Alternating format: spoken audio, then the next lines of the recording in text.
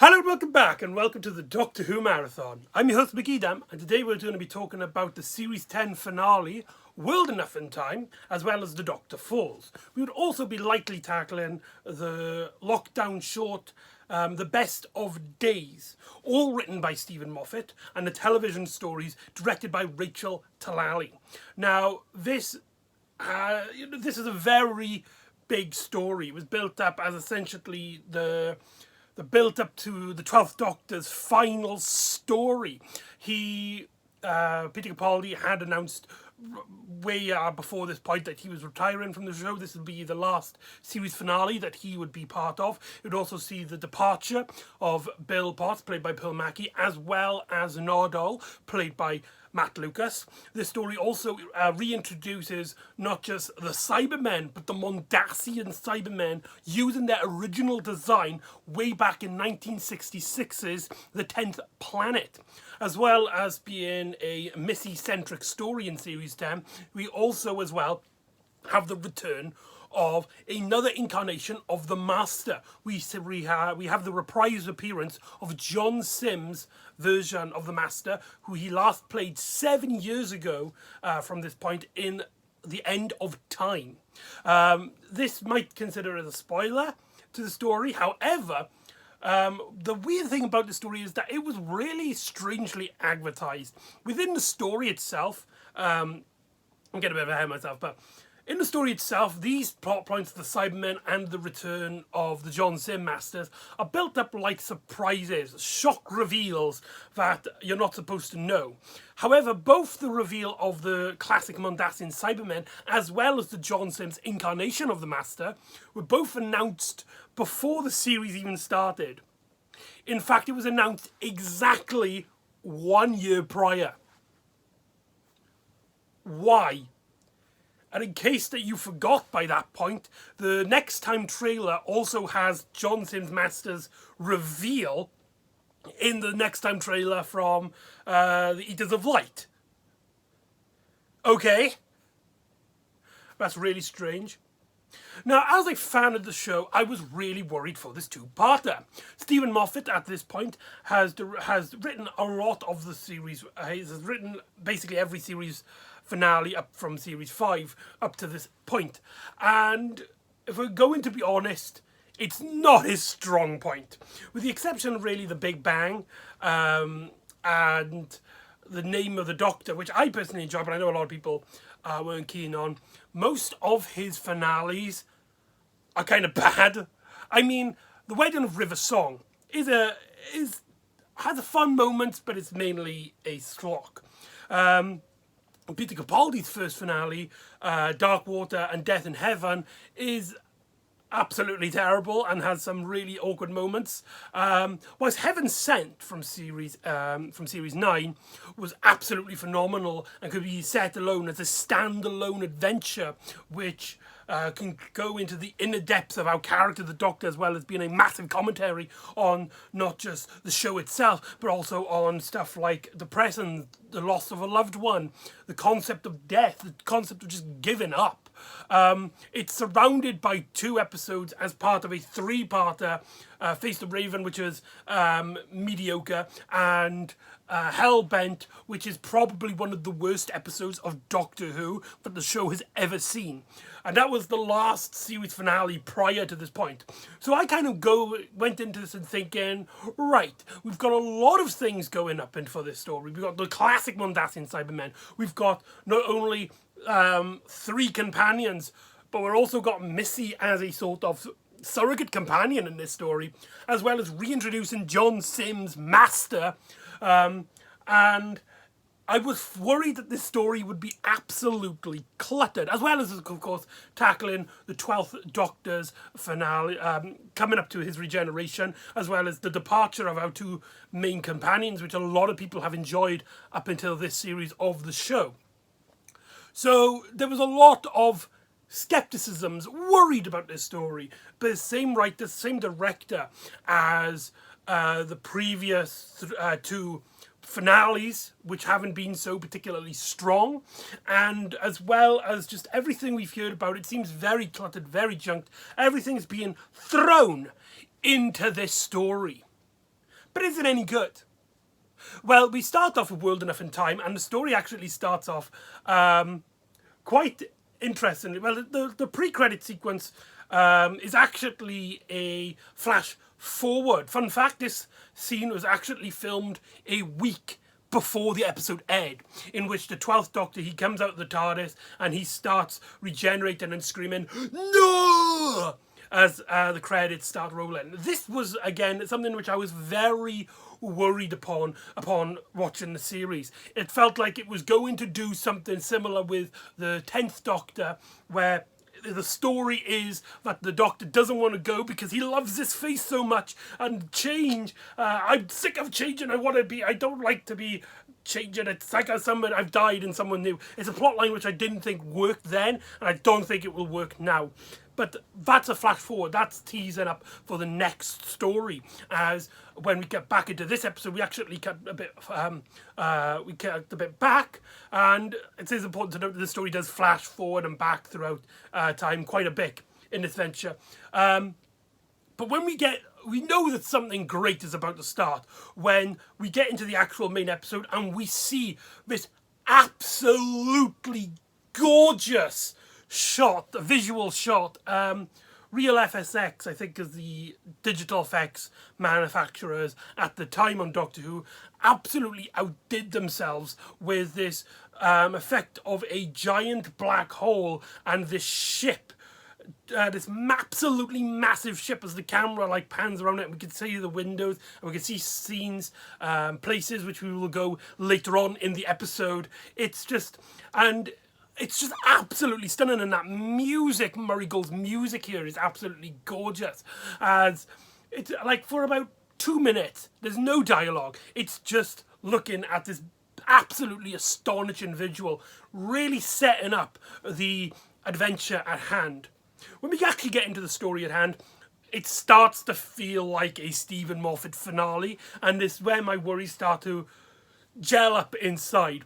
Essentially, Missy comes out of the TARDIS and she basically acts like she's the Doctor. Essentially, in the situation, the Doctor feels like there is sort of hope that Missy can become a good person, maybe once again, maybe for the first time in their lives. And so, essentially, the Doctor has put into his mind a scenario, a situation. They find a distress call, and instead of the Doctor leading the team, it would be Missy, and the Doctor would only be watching from the outskirts, as Bill and Nardole act as essentially the companions. There's a lot of humorous moments here, a lot of dialogue which felt very Stephen Moffat-y of this era, stuff I didn't quite like.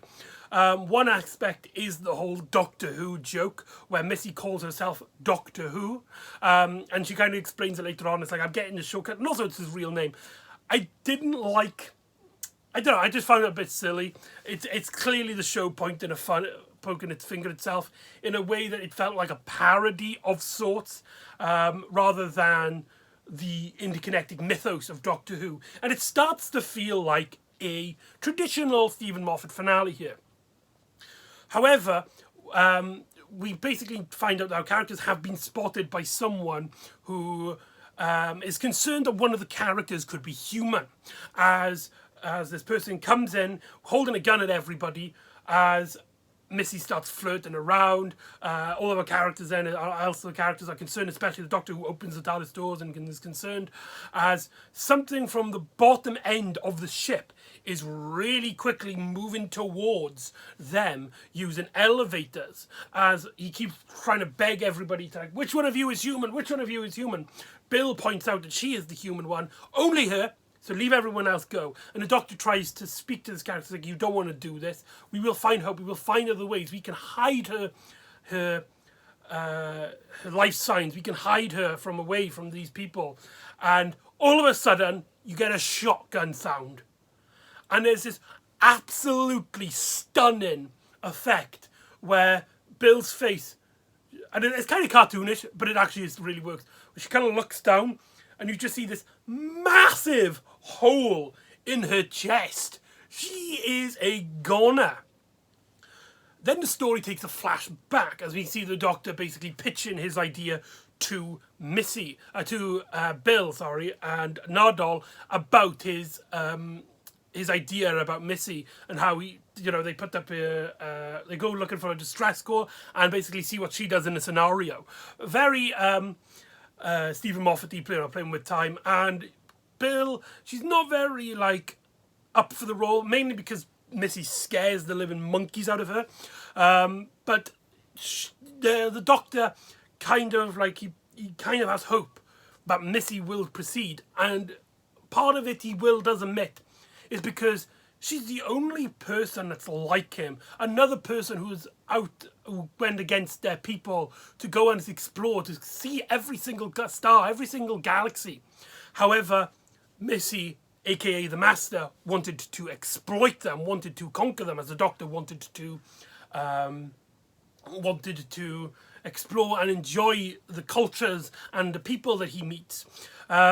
This all leads into a very gorgeous scene where the Doctor and Bill are talking on a bench, and Bill's just right, you gotta protect me first of all because I don't like her.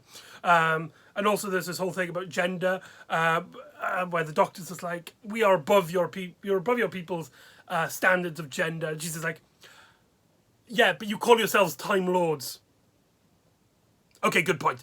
I do really like that little banter there. And then we cut back into the episode at hand, and we see these people come out the elevators, and they're like these patients, hospital patients with bags, cloth hair masks over their faces as they can talk through these machines, giving them that robotic voice that we are so familiar with classic series Doctor Who. And they take her body, basically claiming that there is life signs still there. They can revive her. They can save her life. And so the Doctor comes up with a plan to basically just let her get taken. They will fix her, and then they will go and find her. However, as he explains to the rest of the team, time works differently on this ship because of the black hole. Essentially, because the ship is so near a black hole and the ship is so large, there is a massive dilation, and the Doctor actually goes through real world science. The story also confirms that the 12th Doctor's sonic screwdriver anyway is also a pen. Okay, and it's actually real world built, where when the closer you get to a black hole, the time moves quicker. So for a minute on their side, on the other side of the ship, it could be years in advance. That is really interesting, and the story does play around with that. Mainly from the Doctor and Nardol's point of view, the first episode is mainly just them now trying to get out of the way, trying to convince this person, only for the Doctor to twist it. As we see Bill basically getting cured in this very downbeat hospital. She meets a character called Razor, who's very fun. He's a very interesting guy. He's this thief. He's like this mole man in this hospital. He also kind of works there, but he's very impressive. He's a very lovable character, and he befriends Bill throughout the years that this episode takes place. And also as well, there's this really great powerful moment where Bill, she goes into a hospital room of all the people that have been sort of quote unquote conversion in this conversion therapy, and she sees these patients, and one of them is just constantly pressing pain, pain, pain, pain, and she can't handle it, so she mutes it. She notices somebody else is doing it, so she puts the volume up, and it just goes, kill me, kill me, kill me. And she just can't handle it, and she puts the volume down, and her face, Pearl Mackie's performance in this story is absolutely phenomenal here, and it really helps you to connect with the story. It's a kind of story where if you didn't know the rest of Bill's story, you could just watch this story and you could get her emotional impact quite easily. And she's basically been trapped in this hospital room for years. As she befriends Raz, she basically becomes a worker at this hospital. She cannot leave, but it's up to Raz basically for him to have a sort of friendship. There's a great line about coffee, good coffee and bad coffee. The difference is I call one good, one bad. Positive attitude. I like it. There's just loads of little fun little moments like that, as well as just showing this this really beat down, disgusting environment that this world has become, where basically because they're trapped on a ship for years and years and years, everything is just like fumes. Everything is just fumes, and everybody is dying and is getting sick. However, there's this conversion therapy, which is going to save people, which is going to make them live longer. It doesn't matter at the moment about their emotions, about what they are going to become, as well as like whether they feel pain or not. As long as they survive, that is the main motive of this Exodus project, which has been mentioned. Only for the final part of episode 1 to have Raz betray Brill by allowing her to be taken by the people of the ship to be the first in a new project, basically revealing that this is an origin story for the Cybermen, as the Doctor proclaims that there is a new helmet disfigurement which will stop their emotions, and it's the handlebars, which I think has been stated in Doctor Who before. The handlebars are the things that hold the emotional aspects of a human inside the cyber thing. As the Doctor and Nardole get down to the ship, they get separated from Missy, because Missy's helping out on some sort of computer system, and she meets up with Raz, who claims, like, I've been waiting for this moment. I've worked out who you are, and you don't remember being here. And that confrontation gets really intense as the Doctor and Nardole basically meet up with the first Mondasian Cyberman from 1966. Now, I absolutely love this scene here. The Mondasian Cybermen are a costume which are very creepy in concept. You can kind of make out the face behind the cloth masks, but it's that bar in mouth and the big circle eyes which lack emotion, but it's also a cheapy, corny suit from the 1960s. This was clearly made on a budget during those times. Now, however, there is no excuse, and they still use the original design. Now, this could have come off really corny, really cheesy, and I remember when I was explaining to other fans a lot years before this that I really wanted to do a much more classic rendition of Cybermen and not really alter the costume, and a lot of people were like to me, oh yeah, but it would look cheesy, it look corny, it look stupid, you need like a big bulky robot Cybermen. But however, in all terms of directing, Rachel Talalay here gives these Cybermen a purpose, and Stephen Moffat's script here, where he's been building up the classic Mondasian Cybermen with the patients with the cloth masks, the proto-Cybermen, shall we say. It is absolutely just phenomenal. It's absolutely phenomenal. The classic rendition of the Cybermen here are just presented so well in not just this episode, but the episode after. It's just so cool to see the classic Cybermen done in a way which they are A, the focus of the story, and B, just told in a very creepy, very Cyberman way, where it's the people that turn themselves into the Cybermen, almost volunteering their organs, shall we say. Unlike Stephen Moffat's previous rendition of trying to get classic renditions of monsters back, with the case of the classic Daleks in The Magician's Apprentice and The Witch's Familiar, where he brings back the classic Daleks, but only for like background, and that's it. But here, the classic rendition of the Cybermen are a big prominent part in the story, as the Doctor begs for the Cybermen, the Mondasian Cybermen. I'm looking for Bill Potts. You're a basic Cyberman. You're not built for fighting yet. You're not built for combat. You're built to just keep this person inside the Cyberman suit alive. I need you to find Bill Potts. Please tell me where Bill Potts is. As with Missy, Raz is talking to her and is explaining how he's met her before. He knows her. He knows her very well, and she's been here before. She's been here for a long time prior to her adventure with the Doctor in this case scenario, but she has no memory. As Raz proclaims that he likes disguises. You like disguises too. They're very helpful when you're someone's former Prime Minister.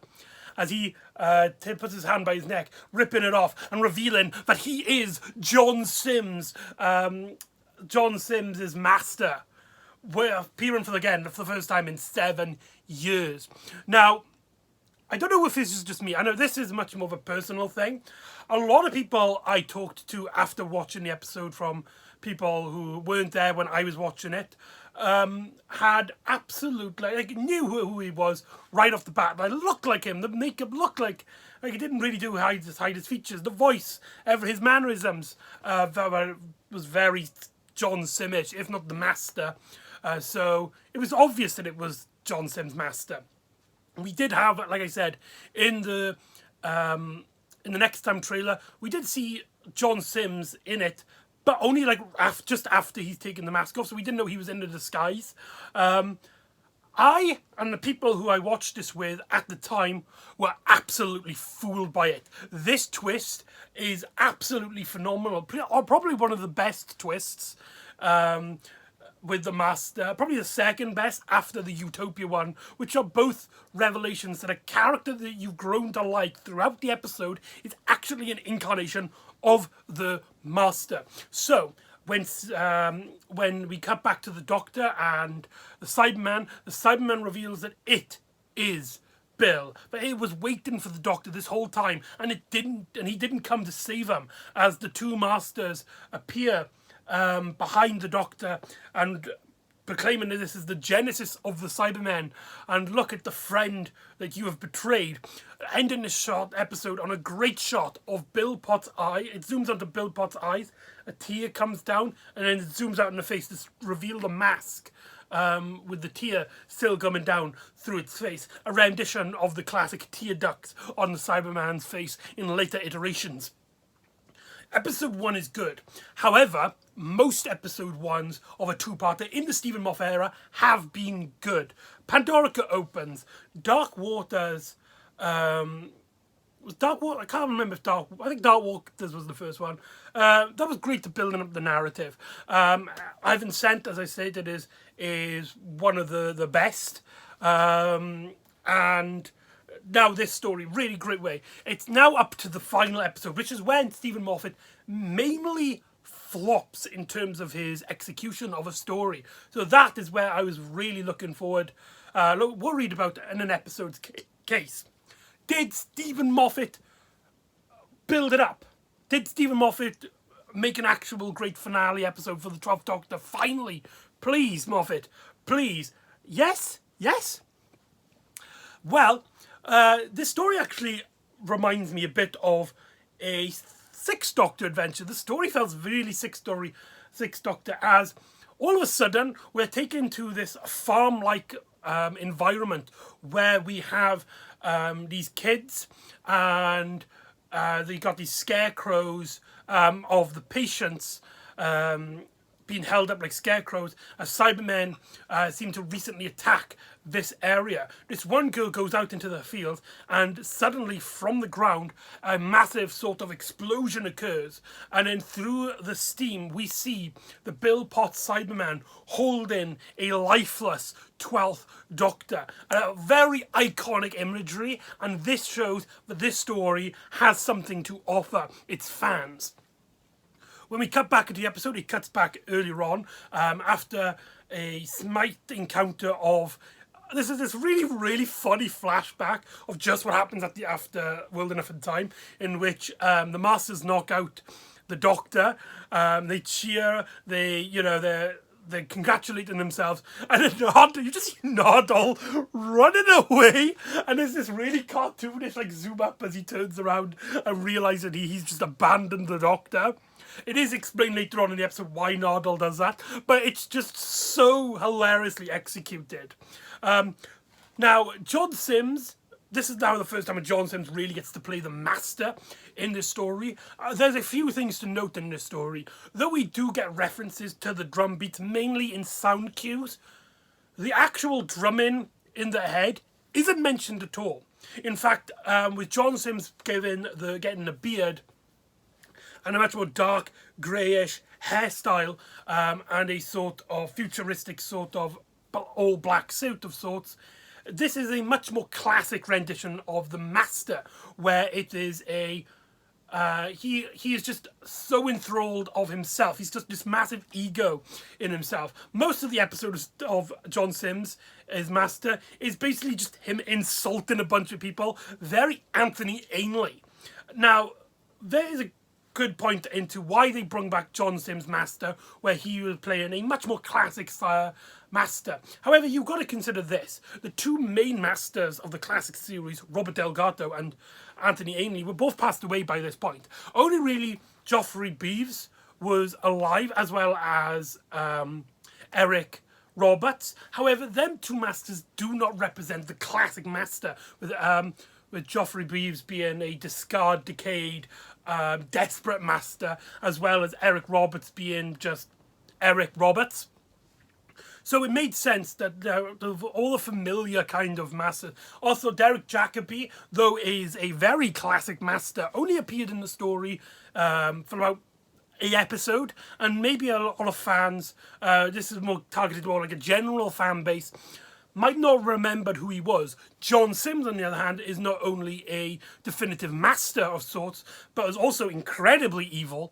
Probably one of the most evil iterations. As Missy proclaims, he just has this fire, this fire-ish passion about him that she wished that she missed being that incarnation.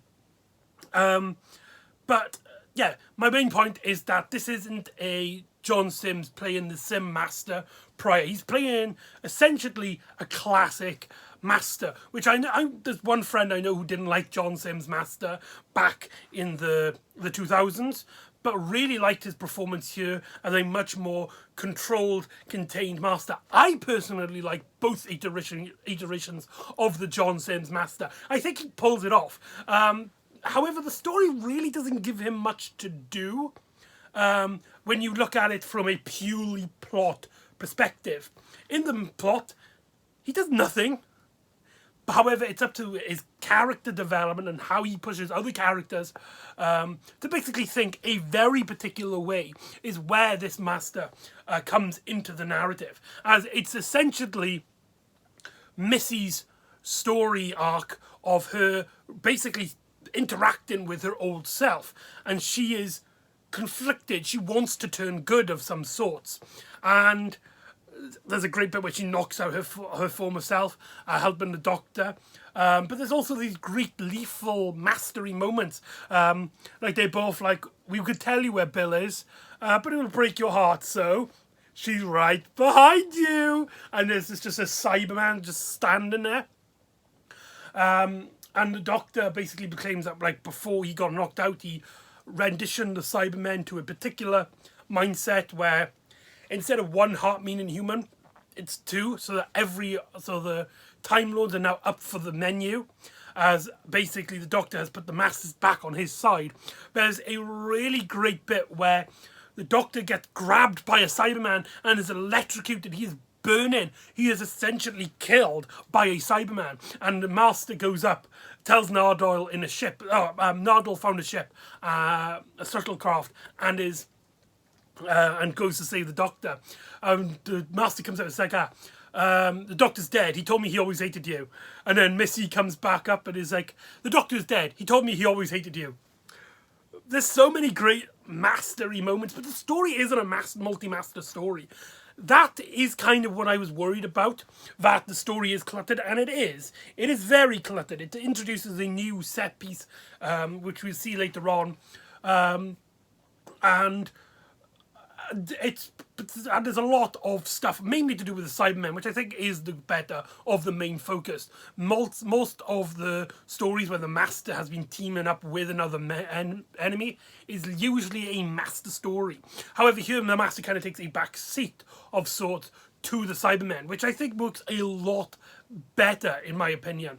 Bill saves the Doctor from the rest of the Cybermen fleet and takes the ship up, hitting roof after roof after roof until they find themselves on the field at the start of the episode. And we get this, the plot line in episode 2 is essentially Bill wakes up in this barn And she's completely normal. She's completely fine. You see Pearl Mackie, and you're just really confused. It's like, oh no, they haven't. Not another Stephen Moffat. Oh yeah, I fixed everything off camera, and it's too wibbly wobbly, tiny, whiny stuff. But what this story does is essentially, because of her experiences with the monk in the Monk trilogy, in the middle of the series, her mind has been much more prone to blockade the emotional inhibitor. In fact, she sees herself as a sort of version of herself in the perception filter, and everybody else sees her as a Mondasian Cyberman. There are some really, really great shots here that proves like Stephen Moffat and Rachel Talalay just work together with each other so well. Absolutely so well here.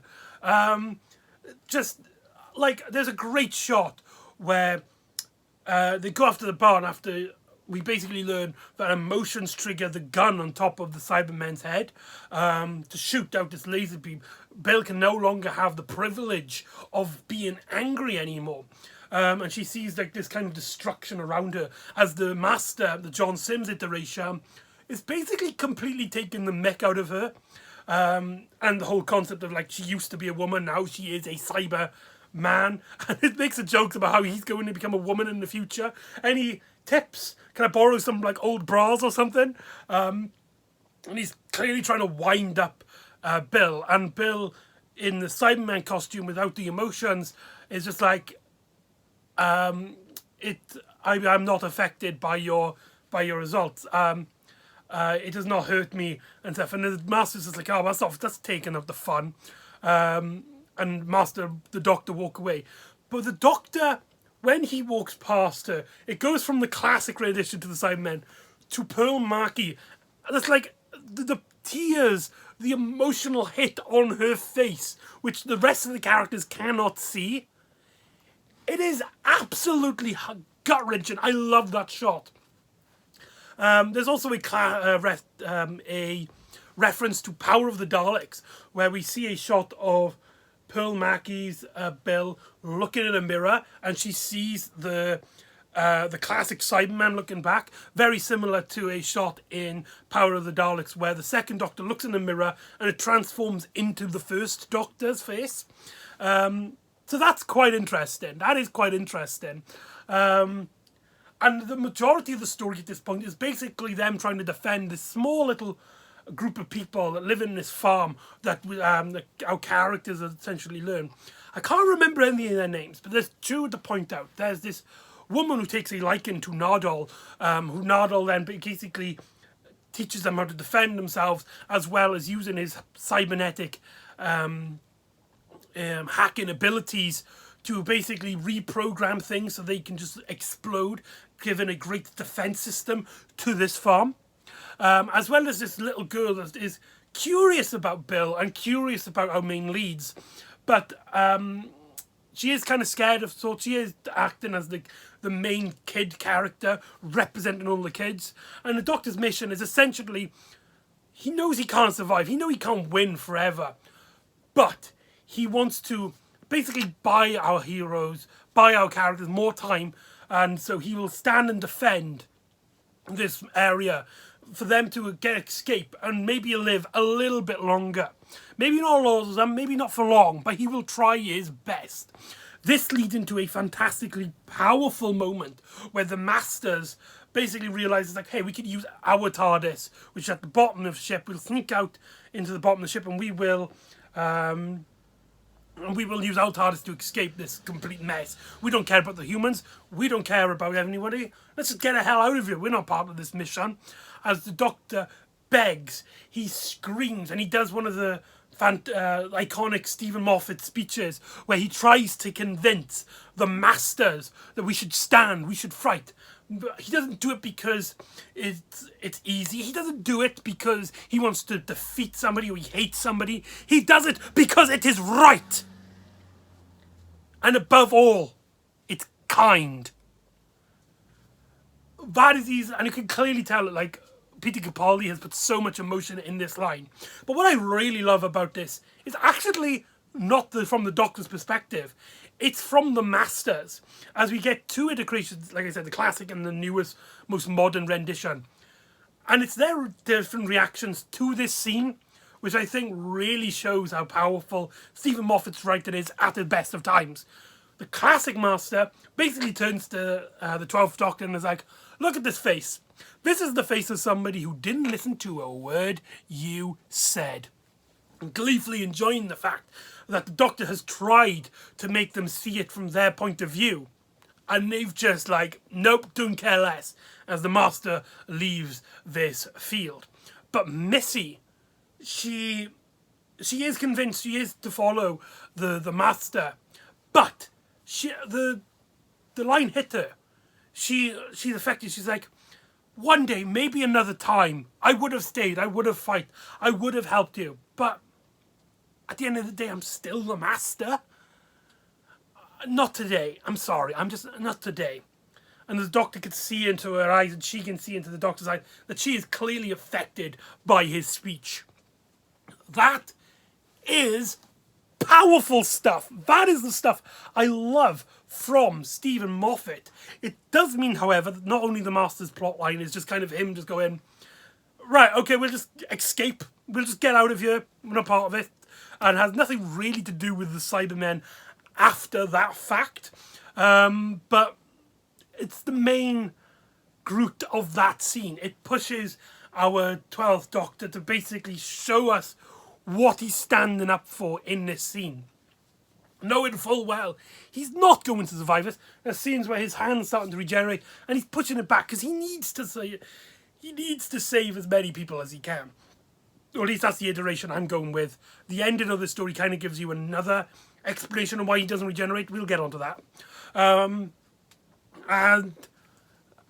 there's just so many moments where you're like, he's talking to Bill, and Bill, she kind of realizes that the Doctor can't reinvert the process. That she is now a Cyberman forever.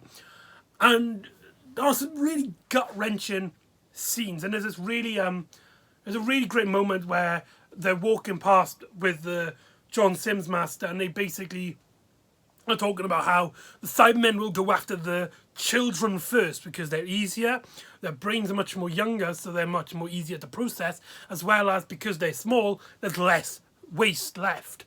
There's less waste. Well, that's a horribly objective, like there's no opinions about it, factual mindset. It's very scary, and it does again show the inhumanity of the Cybermen. Such a great Cyberman story here. Stephen Moffat has outdone himself. Sure, the scenery is a bit odd. Again, it reminds me a lot of the 6 Doctor stories. The story has a very, in terms of like how it looks, reminds me a lot of the Impossible Planet, where those fields. You know what I mean? It has that imagery in my head. And that speech with him, he's confronting the two Masters. The way the Masters performed here is very Anthony Ainley, which again ties into like the 6th Doctor, who fought Anthony Ainley's Master a few times, and it's specifically that Corny, the Master, is kind of just there and is very witty, and he just wants to insult his people as much as possible. Well, that's definitely Anthony Ainley during that era of the show.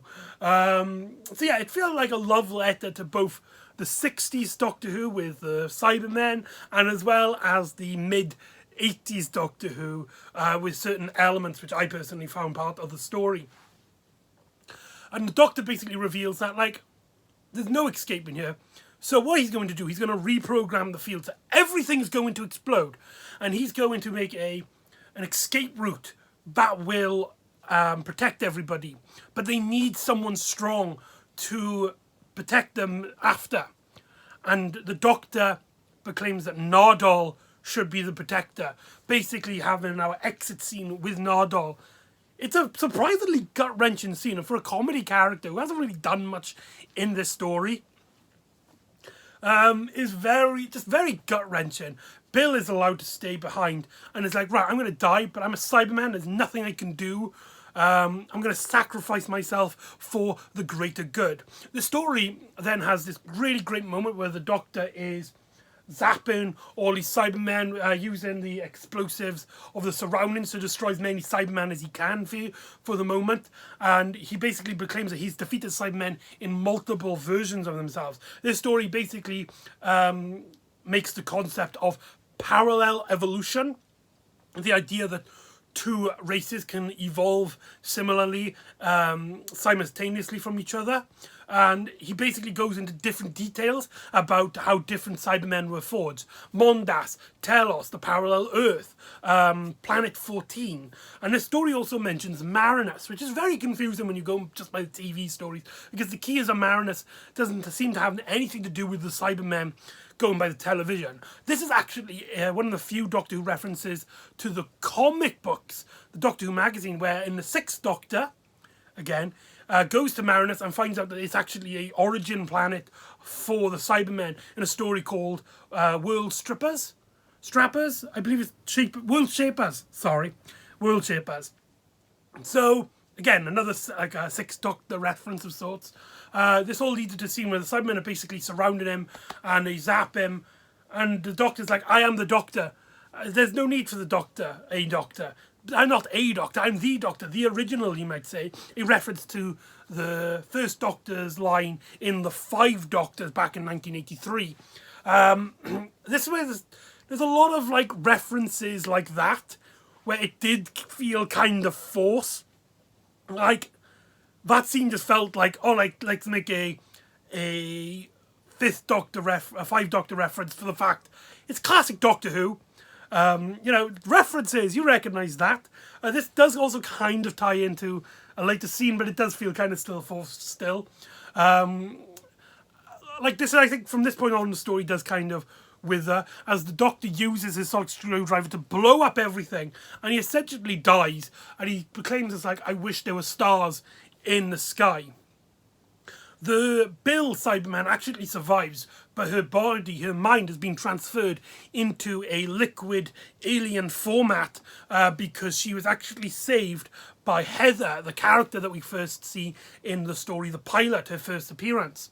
And we basically essentially learn that now that Bill, his body is now officially dead, we see the body kind of collapse, that Bill has now become this omnipotent, godlike creature like Heather, and now they can pilot across the universe together in a loved relationship, given our first girl-on-girl kiss in Doctor Who, if I'm not mistaken. I could be wrong there, or if you don't count Torchwood, like in Doctor Who proper. So that was really cool to see. And our characters kind of leave the Doctor in the TARDIS, use it as a kind of burial, not knowing that he hasn't really died yet, as they leave the TARDIS. And that's it. That nothing else happens after this story. The story ends there. The Doctor regenerates, and we get onto the Jodie Whittaker era. So there you go. Thank you for watching. No, I'm not going to talk about it. Okay. We've got to admit that this is not the last 12th Doctor story. I really wish that this was the last. It's such a great, prominent story which will end out his career. It has its flaws. The Master doesn't really have much to do. The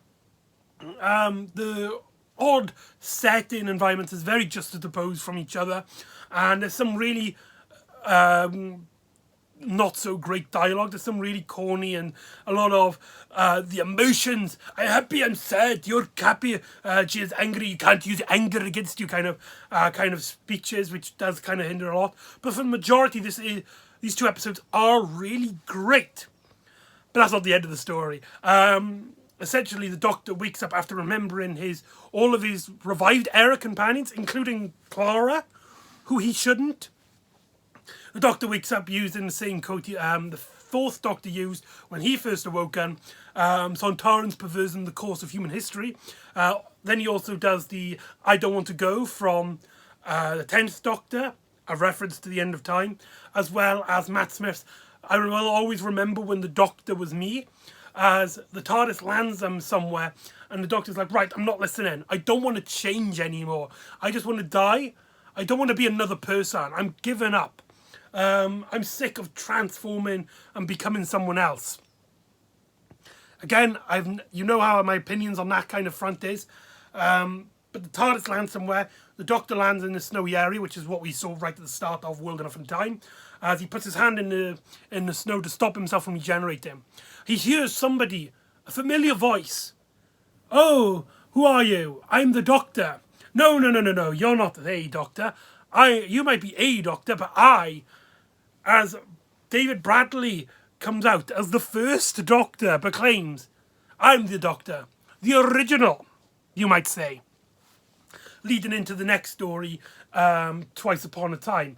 Now, that is what happens at the end of The Doctor Falls. However, during lockdown, there was a planned tweet-along watch for these 2 episodes, which got cancelled because of terrible events which led to the death of George... oh my God, I'm so sorry, but the memory... George Floyd, that's it, George Floyd sadly passed away due to police brutality, and there was the march of Black Lives Matter. By the way, Black Lives Matter. So that tweet-along was cancelled. However, there was a short that was planned for it, which did get aired, and that is The Best of Days, where Nardole makes a kind of communications from his ship to Bill, proclaiming, like, what's happened after the story, proclaiming, the kids are alright, they've grown up, they're looking after each other, they're fine. Just recollecting on the rest of the story. As then we also then get like another note from Bill. And both Pearl Mackie and Matt Lucas reprise their roles as their characters. Really great. Pearl Mackie, Bill basically proclaims that her and Heather have broken up. There's a really funny line about how her omnipotency got really annoying very quick. There's a great bit where she's like, "We split up," and Heather just said, "We'll get back together in 5 months, 43 hours, 2 minutes and 41 seconds after." I love that line. I absolutely love that line. And Bill is just like, yeah, we're taking a sort of break for the moment. I'm trying to keep positive because we are having these marches, because essentially Cybermen are not... there's a version of the Cybermen on Earth that wants to just destroy and conquer everything on the planet, of course mentioning white extremists on Earth. And it's sad, it's appalling, but because she participated in those protests, she actually met somebody there who she likes, and she actually has hope. She has hope that something will get better being a part of these protests. And like, her adventure with the Doctor basically pushed her essentially in that mindset where you can't just stand there and watch. You have to take in. If you want to change the world, you've got to participate in it. You've got to defend the planet. And that is our stories of World Enough in Time, The Doctor Falls, and The Best of Days. Overall, like I said, it has a few issues, but for the majority of it, there's so much great here. There's so much good that I can't help but love this story. It's one of my favourite 12th Doctor stories. If I go in to pick up a random 12th Doctor story, it's usually this story. There's so much to watch. It's strange, it's quirky, it's odd, but there's so many great moments, there's so many great lines, there's so many great interactions between the Doctor, Bill, the Masters, Nardole, the humans. And the idea that it handles the Cybermen, my favourite villains, so well, means that this story just, absolutely nailed it in the park for me. I wish I could say that was the final 12th Doctor story. I wish I could say that this was the conclusion of his era. However, when the handling to Chris Chibnall was about to take place, basically Chibnall proclaimed that there will be no Christmas special from him. Stephen Moffat quickly wrote up a Christmas special and rechanged the ending of this story so that one more story we have left. So join me next time when the 1st and the 12th Doctors will team up to investigate a time-altering mystery, as they also team up with a soldier from World War I. So join me next time for Twice Upon a Time, and I'll see you next time on the Doctor Who Marathon. Ta-ra!